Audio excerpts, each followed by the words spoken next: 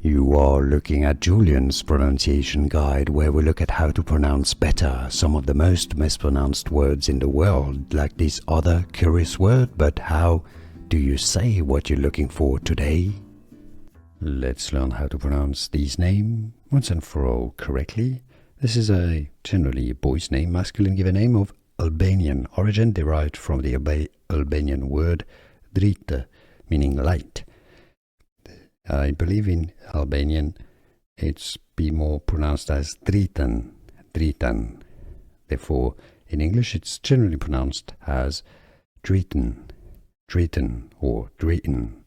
Some pronounce it, and it may exist, it may be that pronunciation in some countries, like in the US, Dritan or Dritan. Generally more Dritan. How do you pronounce it yourself? Let us know in the comments. Here are more videos on how to pronounce more confusing words and names too many mispronounced. Like this video if you found it useful. I appreciate your support. I'll see you soon and thanks for watching.